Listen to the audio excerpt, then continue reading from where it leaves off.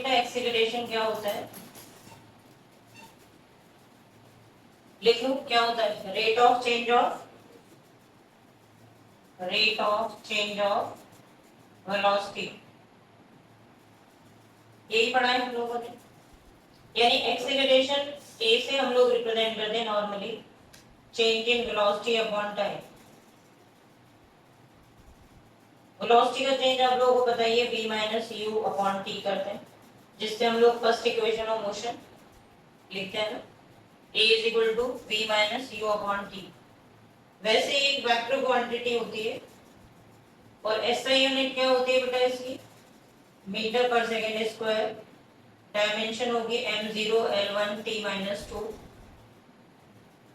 Types of acceleration क्या होते हैं, टाइप्स ऑफ एक्सीलरेशन में एक होता है uniform acceleration, body covers equal velocity in equal interval of time. Non-uniform acceleration, non-uniform acceleration में क्या होता है बेटा, body covers unequal velocity in equal interval of time. एक क्वेश्चन भी हम लोग डिस्कस कर रहे थे पिछली क्लास में, वो भी a person from his home to market, वो रह गया था ना बीच में, उसको डिस्कस करेंगे। जाते हुए मैंने डिक्टेट किया था ना, उसमें एक गड़बड़ थी, वो मैंने सर करेक्शन कराया था, उसको सही करा के आज करा दूंगी। एवरेज एक्सीलरेशन, इससे क्वेश्चन बनता है, it is defined as the ratio of, it is the ratio of total change in velocity to the total time interval. यानी average acceleration is equal to equal interval of time, equal covers equal velocity in equal interval of time. velocity cover कैसे distance होता है ना cover, लेकिन उसी distance के साथ जो वेलोसिटी हो, तभी तो वेलोसिटी का चेंज निकालेंगे। यानी total body covers equal velocity की जगह बॉडी मूव्स कर सकते हो आप, v2 minus v1 upon t2 minus t1। ये एवरेज एक्सीलरेशन है जैसे हमने उस ग्राफ में किया था। यहाँ पर भी ऐसे सिंपली सिचुएशन होती है कि बॉडी कोई अलग अलग इंटरवल में अलग अलग वेलोसिटी कवर कर रही है, टाइम इंटरवल्स t1 t2 है, वेलोसिटी v1 v2 है, तो ये इस तरीके से होगा। फिर होगा इंस्टेंटेनियस एक्सीलरेशन। इंस्टेंटेनियस एक्सीलरेशन क्या होता है, सेम वही होगा, it is the acceleration at a particular instant of time, it is the acceleration particular instant. यानी a इज इक्वल टू क्या होता है बेटा इसमें dv अपॉन dt, ये एक्सीलरेशन का फॉर्मूला होता है। इसका भी ऑलरेडी हम एक बार डिस्कस कर चुके हैं इंस्टेंटेनियस एक्सीलरेशन को, और क्योंकि आप लोग पढ़ चुके हो बेटा v इज इक्वल टू क्या होता है dx अपॉन dt, तो यहाँ पे हम इसे इस तरीके से भी पुट कर सकते हैं d by dt dx upon dt, जिसको डबल डेरिवेटिव ऑफ पोजीशन भी बोलते हैं, d2x अपॉन dt स्क्वायर, ये होता है, इसको डबल डेरिवेटिव बोलते हैं। जैसे कुछ स्टूडेंट्स को ये लगता है कि सीख लोगे जब डिफरेंशिएशन आएगा, कुछ स्टूडेंट्स को लगता है दो बार डिफरेंशिएशन कर रहे हैं तो इसको dx by dt का होल स्क्वायर भी लिख सकते हैं। जैसे ऐसे लगने लगता है कि मैंने लिखा d by dt और ये लिखा मैंने dx by dt, तो स्टूडेंट को लगता है कि ऐसा कुछ होना चाहिए, तो ये रॉन्ग है, ऐसे नहीं लिख सकते इसको, क्योंकि इसका मतलब होता है सिंगल डेरिवेटिव का होल स्क्वायर, और इसको पढ़ते भी है d2 अपॉन dt स्क्वायर, इसका मतलब होता है डिफरेंशिएटिंग x ट्वाइस, x को कितने बार डिफरेंशिएट कर रहे हैं, इसलिए इसका नाम भी क्या रख दिया, डबल डेरिवेटिव। मैथ्स में आएंगी ये चीजें, लेकिन जो आप सोच रहे हैं कि हम होल स्क्वायर करके लिख सकते हैं, तो ये रॉन्ग रिप्रेजेंटेशन, ये हम नहीं कर सकते। हो गया नीति, तो अब आगे देखो, पहले वो क्वेश्चन करते हैं, फिर मुझे ग्राफ कराने हैं, तो एक्सीलरेशन के ग्राफ भी उसी के साथ ही हो जाएंगे। ग्राफ से एक अलग कैटेगरी बनती है क्वेश्चंस की, पर पहले वो क्वेश्चन जो पिछली क्लास में मैंने डिक्टेट किया था, फिर उसमें एक गड़बड़ हो गई थी जिसकी वजह से मैंने करेक्शन कराया, तो उसे फिर से सुन लो, करेक्शन कर लेना। जिन लोगों ने लिख लिया था क्वेश्चन ये था, person starts from his home to market 2.5 kilometre away with a speed of 5 kilometre per hour. ये बोला था finding market closed, he returns back to home with 7.5 kilometre per hour. Find average speed and average velocity. ये बोला था ना, कौन कौन से इंटरवल मैंने दिए थे, 0 to 30 minute, 0 to 40 minute, 0 to 50 minute, 0 to 42 minute. तो मैंने बताया था ऐसे क्वेश्चन में सबसे पहले हमें दो काम करने होते हैं कि वो घर से मार्केट पहुंचने में कितना टाइम लगाता है और मार्केट से घर वापस आने में कितना टाइम लगाता है। उसके बाद हम क्वेश्चन को आगे सॉल्व करते हैं। तो आंसर में आप सबसे पहले निकालेंगे टाइम टू रीच मार्केट। कितने स्टूडेंट्स ने इसको फिर सही डाटा से करेक्ट किया? तो देखो टाइम टू रीच मार्केट क्या होगा, distance upon speed. Distance 2.5 kilometre है, स्पीड 5 है, यानी उसको आधा घंटा लगेगा मार्केट पहुंचने में। कितना टाइम लग रहा है बेटा, 30 मिनट। ठीक है। टाइम टू कम बैक, वापस आने में उसको कितना टाइम लग रहा है, टाइम टू कम बैक, वापस आने में उसको कितना टाइम लगेगा, फिर से वही डिस्टेंस अपॉन स्पीड करेंगे आप वापस आने की, तो ये 1/3 आवर, यानी कितने मिनट लगेंगे वापस आने में उसको, 20। यानी 20-30 मिनट में वो मार्केट पहुंचता है और 20 मिनट में मार्केट से घर वापस आ जाता है। और इन सभी इंटरवल्स में हम लोगों को निकालनी है एवरेज स्पीड और एवरेज वेलोसिटी। तो अब आपको करना क्या होता है, ध्यान दो, दोनों के जो फॉर्मूले हैं उस पर हम फोकस करेंगे। चाहे कोई भी इंटरवल है, जब भी आपको एवरेज स्पीड और एवरेज वेलोसिटी निकालनी है बेटा, तो क्या फॉर्मूला होगा आपके पास, एवरेज स्पीड क्या होता है बोलो, total distance upon, right, total distance upon total time. और एवरेज वेलोसिटी क्या होगा, टोटल डिस्प्लेसमेंट उस इंटरवल का अपॉन टोटल टाइम, या टाइम इंटरवल जो भी उतने में लगेगा उस तरीके से। तो जब आप जो भी इंटरवल लेंगे, जैसे मैंने 0 से 30 मिनट लिया, तो इसमें आपको डिस्टेंस निकाल लेनी है और क्या निकाल लेना है, डिस्प्लेसमेंट। बस ये दो काम कर दो।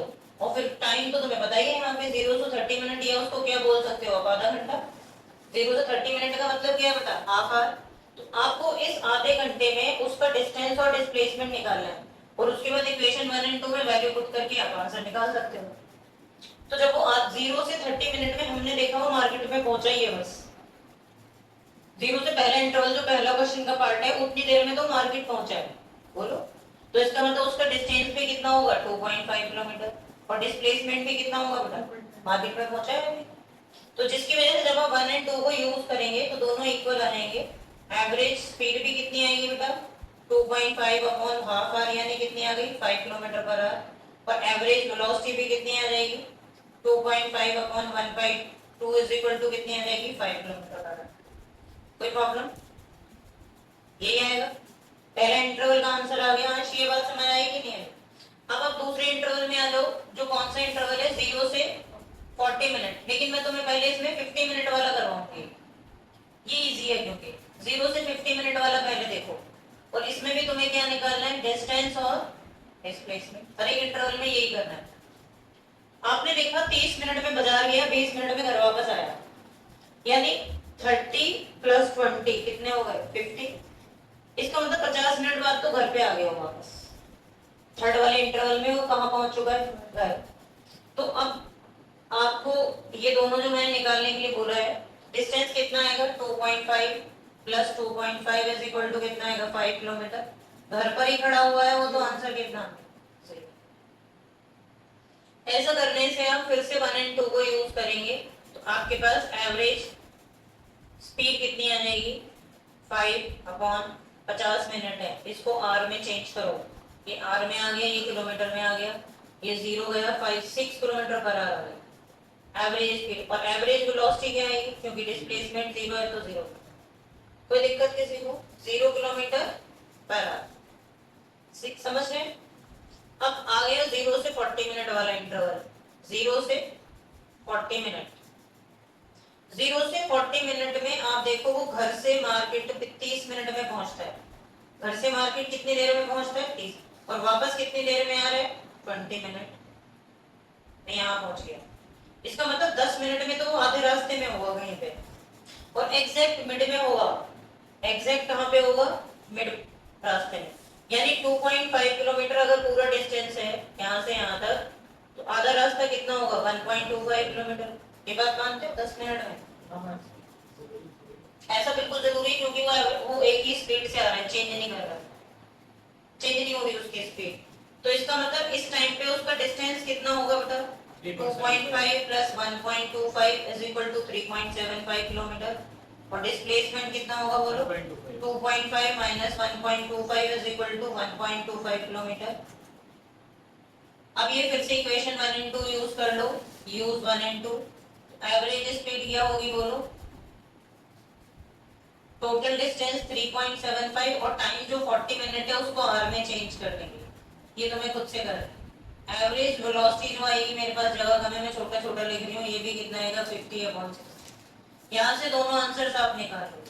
अब लास्ट बचता है तुम्हारे पास 0 से 42 मिनट, उधर कर दो 0 से 42 मिनट।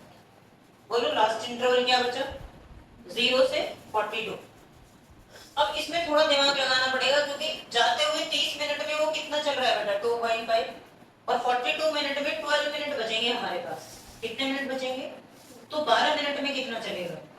इसके लिए आप यूनिटरी मेथड लगा दो तो ज्यादा अच्छा रहेगा। तो यहाँ पे आप निकाल सकते हो डिस्टेंस कवर्ड में, इधर कर रहे हो, और 0 से 42 मिनट इस इंटरवल के लिए फोर्थ पार्ट। तो यहाँ पर क्या आएगा? डिस्टेंस कवर्ड इन 1 मिनट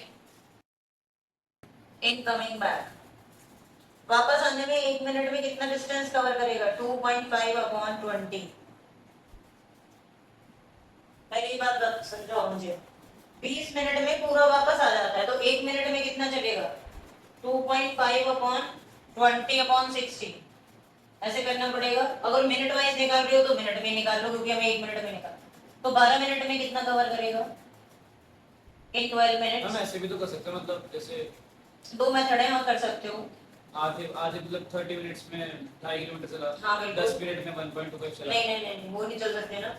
हाँ, 10 मिनट में वापस आने में 1.25 चला, हाँ। फिर बाकी 2 मिनट में 1.25 से उसको अपॉन वही कर रही, वही यूनिटरी मेथड ही होगा ना। तो वो मैं सीधा कर रही हूँ कि 20 मिनट में वो 2.5 चला, तो 1 मिनट में कितना चलेगा? 1.5। पर स्पीड कांस्टेंट थोड़ा ना दोनों साइड की। दोनों साइड वाले नहीं लगा रहे बेटा, आने वाले के लिए लगा रहे हैं। आने में उसे 20 मिनट लगते हैं, जाने में 30 मिनट लगते हैं, तो वो तो 2.5 ही रहेगा, उसे तो हम टच ही नहीं कर रहे। 12 मिनट का निकालना है मुझे, तो उसके पहले मैंने 1 मिनट में कितना चलेगा वापसी में, क्योंकि पूरा 20 मिनट में चल रहा है, और फिर 12 मिनट में कितना चलेगा, तो ये 12 मिनट का आएगा। तो कितना आ रहा है? 1.5 किलोमीटर। तो यहाँ पर जो टोटल डिस्टेंस आएगी, टोटल डिस्टेंस कितनी आ जाएगी आपके पास? 2.5 प्लस 1.5, और टोटल डिस्प्लेसमेंट कितना होगा? 2.5 माइनस 1.5। ये सॉल्व कर लेंगे आप, कितना आ रहा है बताओ? ये सॉल्व करके देखो। सॉरी, और ये भी देख लेना, जो उसने सॉल्व करके बताया ना 1.5, ये 1.5 ही आ रहा है, ये भी चेक कर लेना। पता चलो उसने यही गलत बताया हो। हाँ 1.25 1.5। इसमें अगर हम डायरेक्ट फिर भेज देती हूँ, फिर इसमें भी वही फॉर्मूला लगा देंगे, एवरेज स्पीड और एवरेज वेलोसिटी निकालने के लिए टाइम कितना लोगे? 42/60। ये काम आप, जो हर्ष को डाउट आ रहा है, हटा दो, फिर फोटो तो मैं भेज दूंगी घर पे इसकी। ए साइन, इस तरीके से क्वेश्चन था, y is equal to a sine kx minus omega t, और इसमें आपको k का और ओमेगा का डायमेंशन बताना होता है।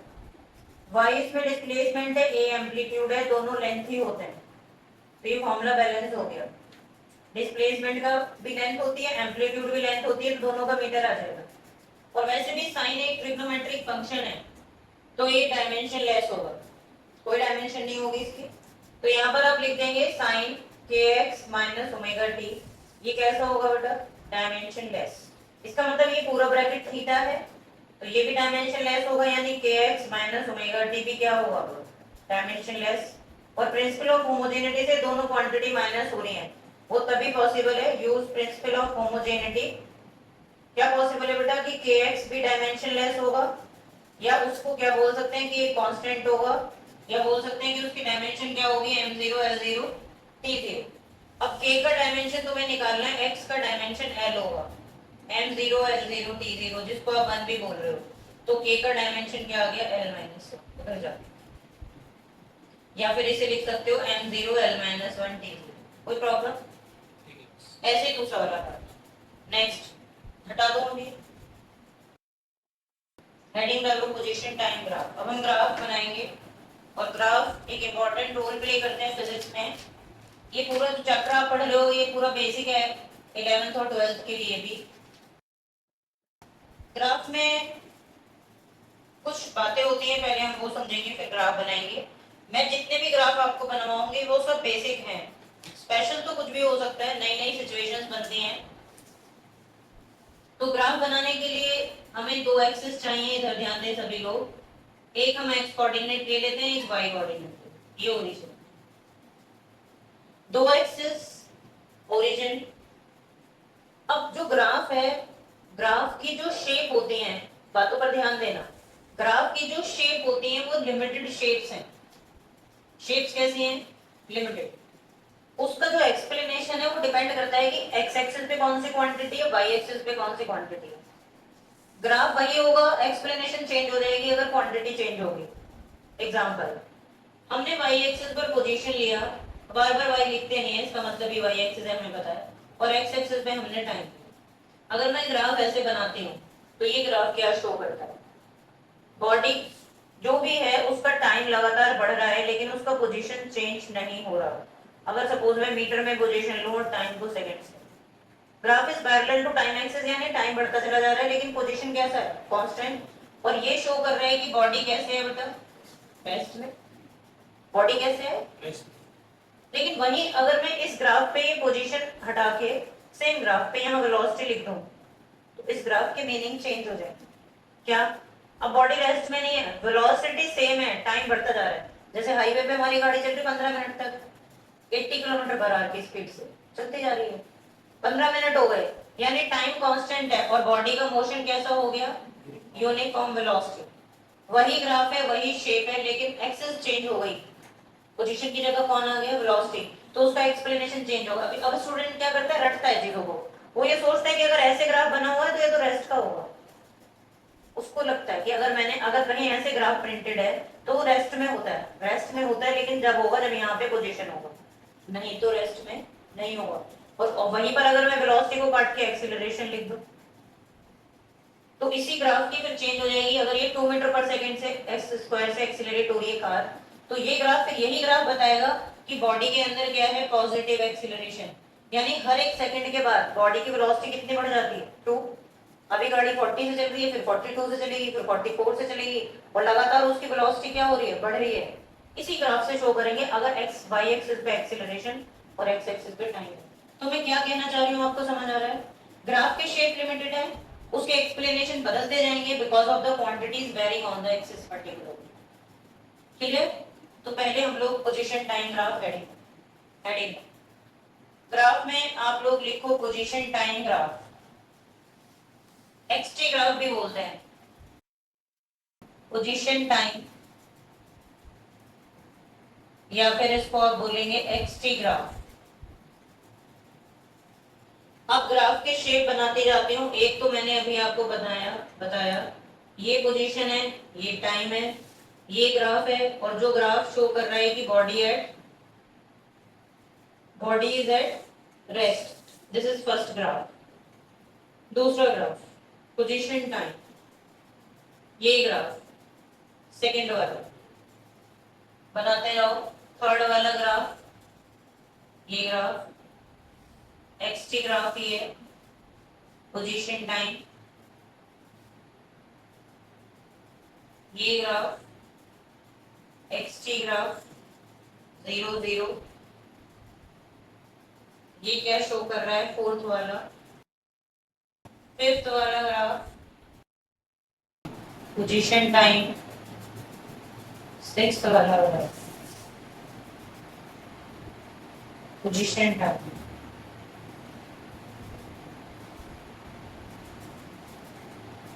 अब हम इन ग्राफ के बेटा एक्सप्लेनेशंस की बात करेंगे।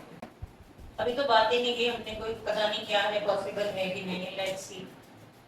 ये 6th वाला पहले हम बात करेंगे सेकंड ग्राफ की। देखना बेटा, हाँ पहले समझते हैं सेकंड वाला ग्राफ क्या शो करता है बेटा। ये वाला बना लेना बाकी लोग। देखो ये ग्राफ एक स्ट्रेट लाइन है, तो ये ग्राफ क्या शो कर रहा है कि बॉडी इक्वल डिस्टेंस कवर कर रही है इन इक्वल टाइम इंटरवल। तो ये कौन सा ग्राफ है, क्या शो कर रहा है, यूनिफॉर्म वेलोसिटी। क्या शो कर रहा है बेटा, equal distance in equal time interval. 1 2 3 अगर इसे दें हम 1 2 3 इसे दें, हमने लिखा नहीं, लिखने की कोई जरूरत नहीं है, बट ये समझने। यहाँ देखो इक्वल टाइम इंटरवल में अनइक्वल वेलोसिटी कर्व आ रहा है, तो ये क्या शो करेगा, नॉन यूनिफॉर्म मोशन। लिखना ज्यादा बेटर है क्योंकि वो वेलोसिटी भी हो सकती है, स्पीड भी हो सकती है, एक्स पे डिपेंड करेगा। ये वाला ग्राफ देखना जरा क्या है, व्हाट इज दिस। ये ग्राफ भी स्ट्रेट लाइन है इसी के जैसा, लेकिन ओरिजिन से स्टार्ट नहीं हो रहा बेटा ये ग्राफ। इन ग्राफ में कोई डाउट है किसी को, इसको आप यूनिफॉर्म मोशन लिख सकते हो। ये ग्राफ देखो, ये ग्राफ क्या शो कर रहा है, बाद में लिख लेना, मैं टाइम दे दूंगी। ये ग्राफ क्या शो कर रहा है, पोजीशन है और टाइम है। पहले रेस्ट पे थी फिर बढ़ी। पहले रेस्ट पे थी फिर बढ़ी। नहीं हाँ किस तरह से समझो, जैसे देखो यहाँ पर जब टाइम जीरो, ध्यान देना एक बार, जब टाइम जीरो है तो पोजीशन भी जीरो है। क्वेश्चन में ये चीजें मैटर करती हैं। जब टाइम जीरो है तो पोजीशन भी जीरो है, ये ओरिजिन से स्टार्ट ग्राफ हो रहा है। लेकिन यहाँ पर जब टाइम जीरो है तो पोजीशन कुछ है, बॉडी ने पहले से ही कवर कर रखा है, और उसके बाद बॉडी यूनिफॉर्म नहीं चल रही। बिल्कुल ऐसे समझो कि जैसे रोज तुम अपने घर से स्कूल जाते हो, घर आपका ओरिजिन पर है, स्कूल आप जा रहे हैं डेली, घर से स्कूल, घर से स्कूल, आपको एक कोई टाइम लग रहा है, सपोज आप 1 आवर में स्कूल पहुंच जाते हो, आप 7 बजे चले घर से और 8 बजे स्कूल में, इमेजिन कर रहे हो। लेकिन एक दिन आप किसी रिलेटिव के यहाँ रुक गए जो कि स्कूल के पास में रहता है, बिल्कुल पास में है स्कूल के, तो उस दिन में सुबह 7 बजे चलोगे, अगर उसके घर से स्कूल 10 मिनट के रास्ते पर है, तो आप 7 बजे चलोगे या 7:45 पे, 50 पे। क्यों क्यों चलेंगे, क्योंकि हमने पहले से ही कोई डिस्टेंस कवर कर रखी है। तो जब बॉडी पहले से ही कोई डिस्टेंस कवर करके रखती है तो ग्राफ ओरिजिन से स्टार्ट नहीं होता, वो ऊपर से स्टार्ट होगा। यानी बॉडी ने कोई डिस्टेंस, इसका मतलब क्या है, body has already covered some distance. अब इस ग्राफ को देखो, टाइम फिक्स है यानी सुबह के 8 बजे हैं और डिस्टेंस बढ़ता चला जा रहा है, 8 ही बजे है, पोजीशन बढ़, तो क्या है ऐसा हो सकता है, बोलो। तो यानी ये ग्राफ पॉसिबल नहीं है। ऐसे ये देखो, ये ग्राफ क्या शो कर रहा है कि एक पर्टिकुलर इंटरवल पे दो डिस्टेंस कवर कर रखी है, x1 और x2। यानी 8 बजे ही आप घर के बाहर पार्क में भी हैं और उसी टाइम आप स्कूल में भी हैं। तो क्या ऐसा पॉसिबल है कि एक टाइम पर, एक पर्टिकुलर टाइम पे क्या शो कर रहा है कि एक पर्टिकुलर टाइम पे बॉडी ने दो डिस्टेंस कवर की। यह टाइम कभी रिवर्स में नहीं हो सकता, ये भी शो किया गया है। ये भी कैसा होगा, नॉट पॉसिबल। बना लो जो भी चेंजेस अभी रहते, फिर मैं और दूसरे ग्राफ हम डिस्कस करेंगे। देखो मैं तो सिर्फ ग्राफ के एक्सिस चेंज करूंगी, ग्राफ का एक्सप्लेनेशन अपने आप चेंज हो जाएगा, क्योंकि जैसे ही आप एक्सिस चेंज करते हो, लाइक अगर मैं यहाँ पे वेलोसिटी लिख दूं तो ये कौन सा ग्राफ होगा, वेलोसिटी टाइम ग्राफ, इनको हम वीटी ग्राफ भी बोलते हैं। ये क्या शो करेगा, यूनिफॉर्म, बोलो, यूनिफॉर्म वेलोसिटी। यहाँ पर भी अगर मैं वेलोसिटी लिख दूं, वेलोसिटी हम मीटर पर सेकंड में ले रहे हैं, तो ये क्या शो करेगा, वेलोसिटी इंक्रीज हो रही है, यानी ये क्या शो कर रहा है, यूनिफॉर्म एक्सीलरेशन, या कह सकते हो पॉजिटिव एक्सीलरेशन। और इसका मतलब क्या है कि वेलोसिटी क्या हो रही है, इंक्रीज हो रही है। मेरे लिए तो आसान है, तुम्हें तो दोबारा ही बनाने पड़ेंगे। मैं ये देखो, ये क्या शो करेगा, अगर यहाँ पे वेलोसिटी है तो ये क्या शो करेगा बेटा, नॉन यूनिफॉर्म एक्सीलरेशन।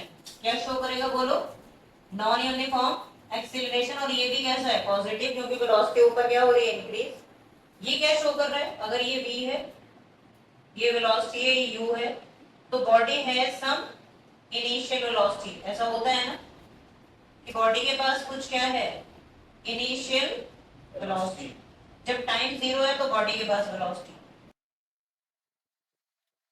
ये मैं आपको बेसिक सिचुएशन सिखा रही हूँ इन्हीं से रिलेटेड, या इसमें हल्का फुल्का मॉडिफिकेशन करके ही कोई क्वेश्चन है। और क्या सिचुएशन हम इसमें बना सकते हैं? वेलोसिटी टाइम, ये क्या शो कर रहा है बेटा? रिटार्डेशन। क्या शो कर रहा है? रिटार्डेशन, डिक्रीजिंग वेलोसिटी, या इसको क्या बोलते हैं? Negative acceleration. जो लास्ट वाला ग्राफ है ये इसमें सबसे ज्यादा पूछा जाता है। ये क्या शो कर रहा है? ये ग्राफ क्या शो कर रहा है? सारे देखो इधर, बॉडी की वेलोसिटी लगातार कम होती चली जा रही है और फिर 0 हो गई। और फिजिक्स में जब बॉडी का क्वाड्रेंट चेंज होता है, ग्राफ में क्वाड्रेंट चेंज होता है, तो ये डायरेक्शन चेंज होती है। फिजिक्स में अगर आपको डायरेक्शन चेंज शो करना है तो हमें क्या चेंज करना पड़ता है? क्वाड्रेंट। यानी बॉडी की वेलोसिटी कम होती जा रही है, कम होती जा रही है, और एक टाइम पे आके क्या हो गई? 0, और फिर दूसरी डायरेक्शन में बढ़ने लगी। इसका एग्जांपल बताओ। हम फर्स्ट से फोर्थ क्वाड्रेंट आ गए। हाँ, यहाँ वो मैथ्स वाले क्वाड्रेंट नहीं देखते, कोई भी क्वाड्रेंट देख सकते हैं। बस 2 3 4। हाँ सो ऐसे होता है 1 2 3। हाँ, ऐसे ही होता है। फर्स्ट से फोर्थ हाँ में गए। हाँ, फोर्थ में आ गई। बट हमारा यहाँ कंसर्न है ओनली डायरेक्शन चेंज। जैसे देखो, मैंने मारकर अगर ऊपर फेंका तो नीचे आएगा। बोलो, ऊपर फेंका तो वेलोसिटी बढ़ रही है कि कम हो रही है? बढ़ेगी फिर कम होगी। नीचे। नहीं सॉरी, कम होगी फिर बढ़ेगी। अगर मैं ये मारकर ऊपर फेंकूं तो ये वेलोसिटी बढ़ती चली जाएगी या कम होती चली जाएगी? कम होती जाएगी फिर बढ़ती जाएगी। जल्दी बताओ। अरे बोलो, ऊपर फेंका मैंने मारकर तो वेलोसिटी बढ़ रही है कि कम हो रही है? पहले कम होगी फिर बढ़ेगी। बिल्कुल सही बताया, पहले तो कमी होगी, नहीं तो नीचे ही नहीं आएगा। सोचो अगर वेलोसिटी बढ़ती जाएगी तो वो तो ऊपर जाएगा। तो इसका मतलब, इसका प्रैक्टिकल एग्जांपल है कि जब एक बॉडी को आप अपवर्ड थ्रो करते हो तो उसकी वेलोसिटी लगातार कम होती है, फिर हाईएस्ट पॉइंट पे 0 होगी और नीचे आएगा।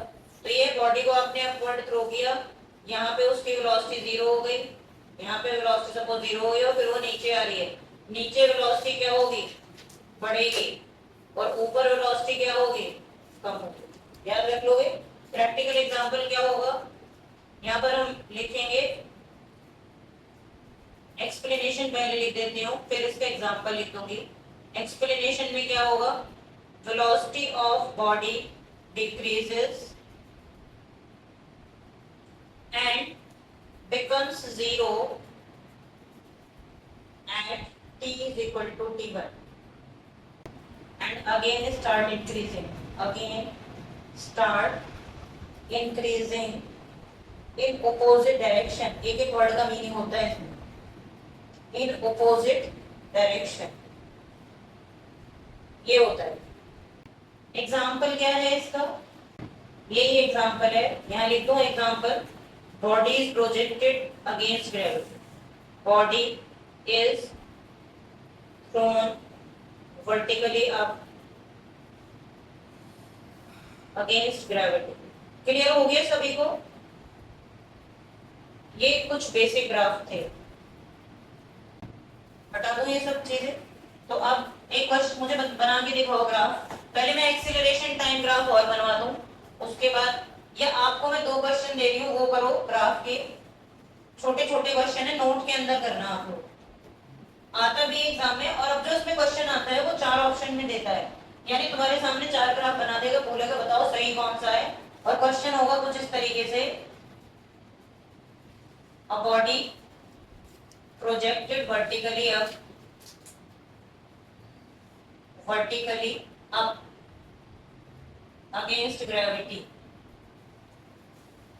against gravity draw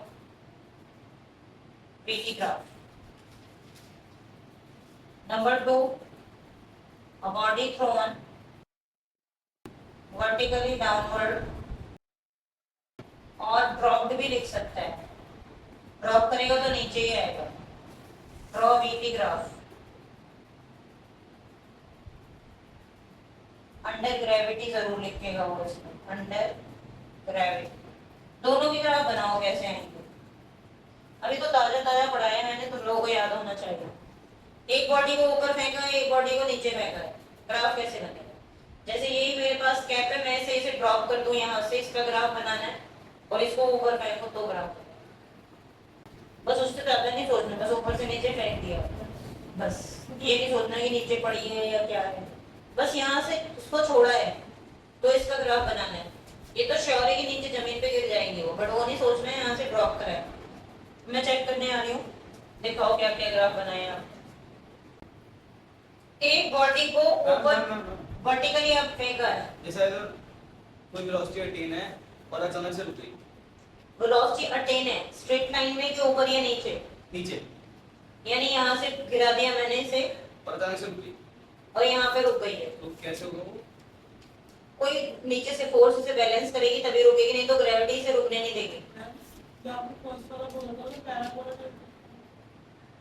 देखो ग्राफ कोई भी बन सकता है लेकिन वो गलत होगा अगर आपने सही सिचुएशन नहीं लगाई। पैराबोला क्यों बनेगा, उसका प्रूफ होना चाहिए आपके पास। हाँ नीचे आएगा, पर मुझे बताओ कि बॉडी का मोशन स्ट्रेट लाइन होगा या लहराते हुए हवा में जाएगा, तो बस पैराबोला कर्व के लिए लगता है। अगर मैं इस बॉडी को भी आगे आएगा, मैं इसे यहाँ से फेंकूं तो ये ऐसे नीचे गिरेगी या ऐसे सामने जाके नहीं गिरेगी, बोलो। जो मेरा हाथ चल रहा है ये पैराबोला और ये आएगा 2D में, लेकिन मैं तो अभी ये सिचुएशन पढ़ा रही हूँ तो मैं छोड़ दिया मैंने इसे, मोशन कैसा होगा। हाँ जी, इसका मोशन कैसा है, डाउनवर्ड स्ट्रेट है, कर्व है, और अगर मैं इसे यहीं से ऊपर प्रोजेक्ट कर दूं, नहीं मैं तो ऊपर फेंक रही हूँ, यहीं खड़े खड़े कैच भी कर लेंगे तो स्ट्रेट ही होगा। तो क्योंकि दोनों बारी स्ट्रेट लाइन मोशन होगा तो ग्राफ स्ट्रेट लाइन में ही आएंगे।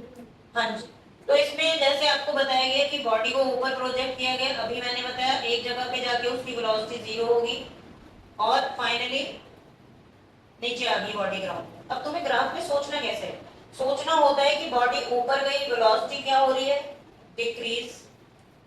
प्रैक्टिकली कुछ और हो रहा होता है, बॉडी ऊपर तुम्हें ऐसे लग रहा है ऐसे घूम के नीचे आएगी, लेकिन ग्राफ में कुछ और होगा, वेलोसिटी पहले कम हो रही है।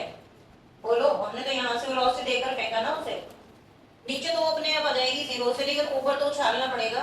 तो एक बॉडी की वेलोसिटी कम होती जा रही है, कम होती जा रही है, 0 हो गई यहाँ पे और फिर नीचे आएगी। अभी तो बनाया था ये ग्राफ हमने, इसलिए ये ग्राफ ज्यादातर स्टूडेंट्स ने सही बनाया है ए पोजीशन पर। लेकिन अब बी का सोचो, ये क्वेश्चन इसमें पैराबोला नहीं बन सकता, बिल्कुल नहीं बनेगा। तो ऐसे नीचे करके पूरा बिल्कुल एक अटेन कर दी 0 वेलोसिटी, फिर उसके बाद बढ़नी शुरू हुई। आप अपना दिमाग नहीं लगा सकते बिकॉज ऑफ दिस क्वेश्चन।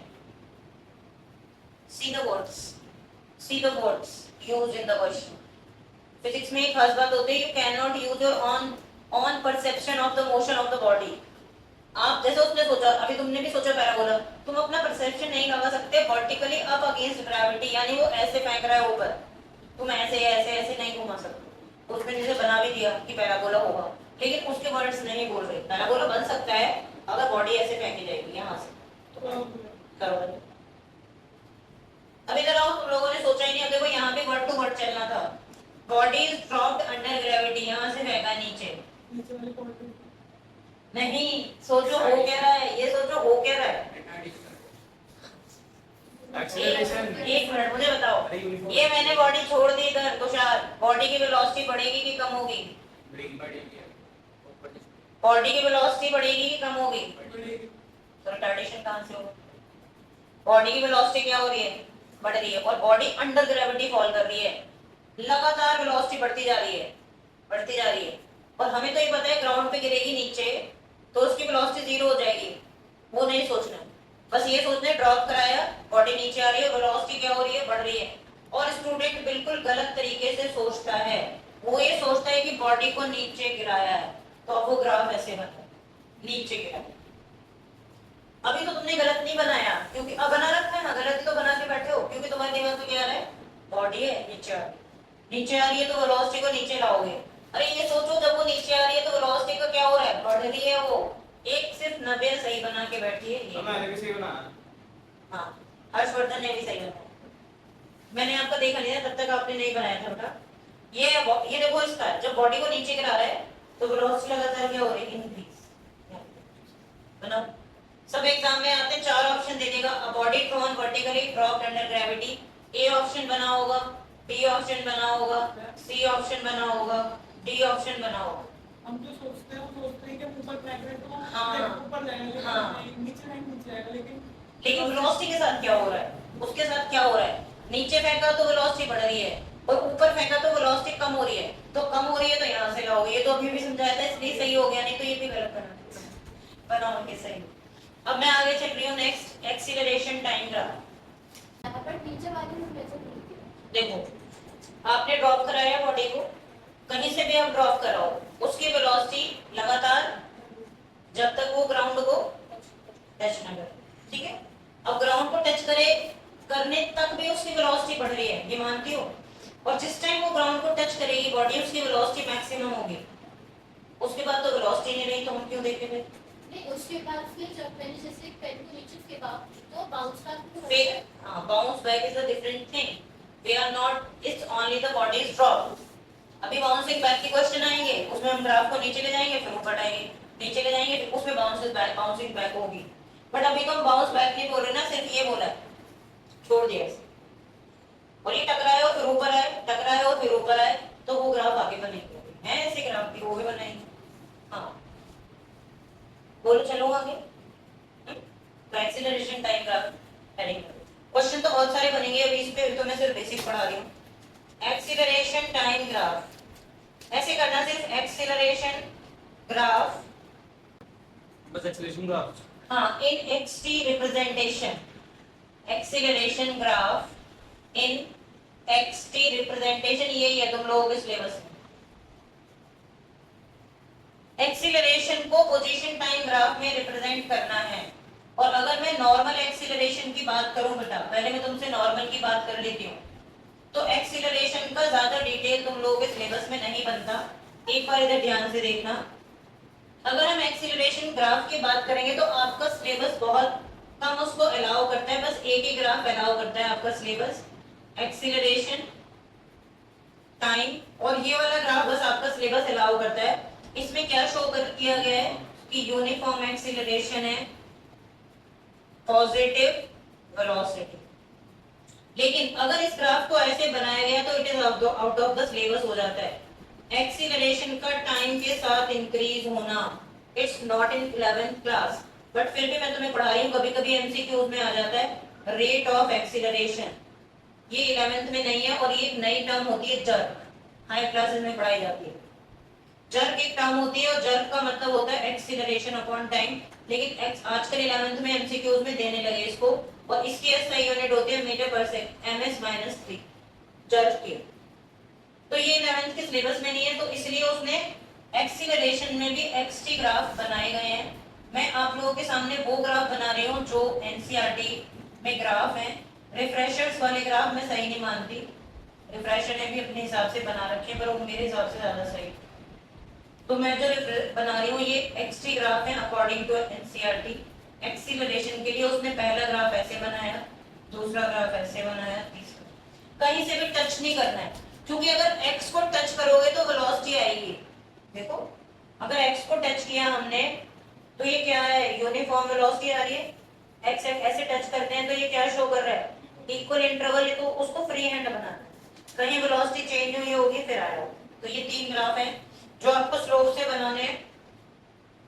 ये जीरो एक्सीलरेशन है, ये पॉजिटिव एक्सीलरेशन है, ये नेगेटिव है, उल्टा हो गया तो ऐसे।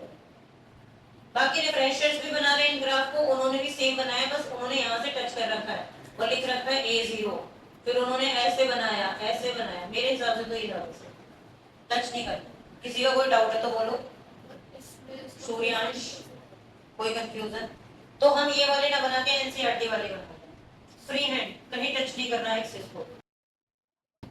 हाँ, इसको डिफाइन ऐसे करेंगे कि ये कहीं भी किसी भी एक्सिस पे किसी भी पॉइंट से टच नहीं कर रहा, इसका मतलब ग्राफ बीच में कहीं बन रहा है, यानी पोजीशन कहीं चेंज रही होगी, उसके बाद जो चेंज आया होगा वो वेलोसिटी है बीच रास्ते, यानी जो बॉडी की पोजीशन लगातार चेंज होती है तो बॉडी वेलोसिटी अटेन करती है, और वेलोसिटी में आने वाला चेंज क्या शो करता है, एक्सीलरेशन।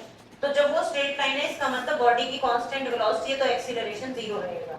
जब वो अपवर्ड कर्व है तो बॉडी की पॉजिटिव वेलोसिटी है तो एक्सीलरेशन भी पॉजिटिव, और ये रिटार्डेशन slope है, these are slope up and down, and because not touching with the position or time, so ये free hand है।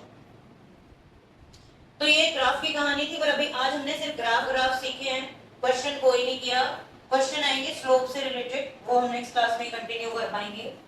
और इसके इक्वेशंस ऑफ मोशन है आपके सिलेबस में, उनके प्रूफ है कैलकुलस से, तो वो हम डिफरेंशिएशन इंटीग्रेशन को भी थोड़ा आगे बढ़ाएंगे नेक्स्ट क्लास में। मैं